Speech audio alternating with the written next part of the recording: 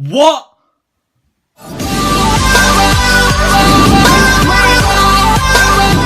So yeah guys, as you just saw, I just got my new 3x3 PB single on my Volk 3 and the time was 8.472. Unfortunately that was a reconstruction because I wasn't filming the solve at the time, but there are a couple of really amazing things that happened, most of it luck, and so I just wanted to make a reconstruction solve of it. So I'm going to put the scramble up on the screen now and you can pause it if you want to follow along with the scramble. But I will warn you I'm doing this on yellow cross, and if you don't know how to do yellow cross and you prefer a white cross, then make sure to do a Z2 at the start of your scramble and then we'll be able to do the rest of the solve. Okay, so this is the scramble. Now I will say both the scramble algorithm and my entire reconstruction will be down in the description if you want to follow it, but I'm going to just sort of give an explanation of what I did. So I am a colour neutral solver, but I do tend to prefer white and sometimes yellow. So I had a look at white cross and it looked alright, and actually red cross is okay as well. But what really amazed me was this yellow cross, because we have 3 of the cross pieces that were just a D2 away from all being solved. And so I noticed the 4th one is down here. So what I want to do is I want to flip it around as I do the D2. And the way I want to do that is by putting it up here, and then do the D move, and then put it down here, and then solve the cross. So something like that. But what I then noticed was that we have this sort of square here, which means this corner was inserted correctly. And so I thought I had the opportunity for an X cross. Now an X cross is basically just when you solve the cross, but you've also solved one F to L pair with it. And so all I had to do was insert the blue-orange edge into this place before I finished doing the cross. And what I realized was that the piece was here. All I needed to do was an F prime in order to insert it, and then that was actually the first move of my cross. So I've now ended up with a solution that includes a 4-move X cross, which is pretty lucky if you ask me. And I didn't even have to plan anything for the X cross. It was just already part of my cross design.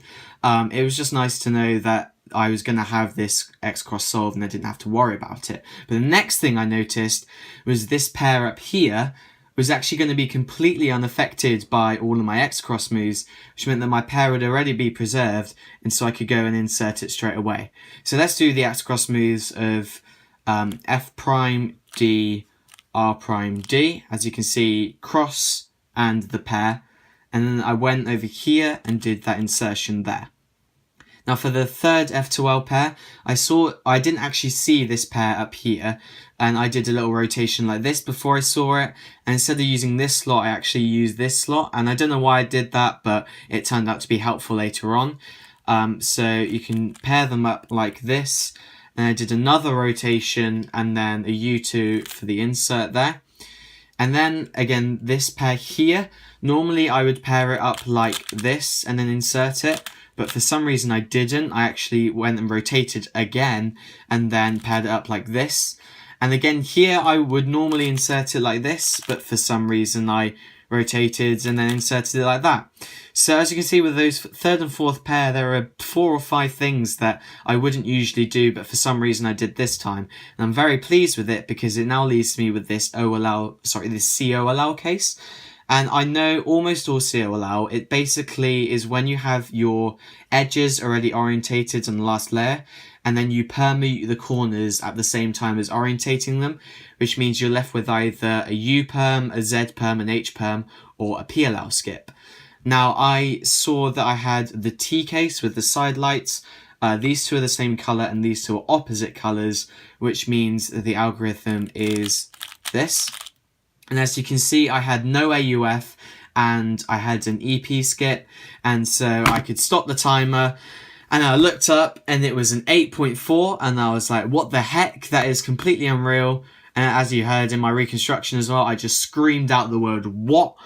And yeah, basically I am extremely impressed with this PB. My PB before this was 9.93 seconds and I only got that 18 days ago. And I'm gonna say now, I'm probably not gonna beat this PB for 1 to 2 years or so, because just the amount of luck that went into it was absolutely incredible. And I might not even ever break this PB if I stop cubing when I go to university. So Anyway guys, I hope you enjoyed this reconstruction video. I obviously didn't get it on record, but I just had to make a reconstruction because it was so amazing. And I'm probably not going to beat this for such a long time, so it's going to stay as my PB for a while. But yeah, I hope you all enjoyed, and I will see you all in the next one. Bye!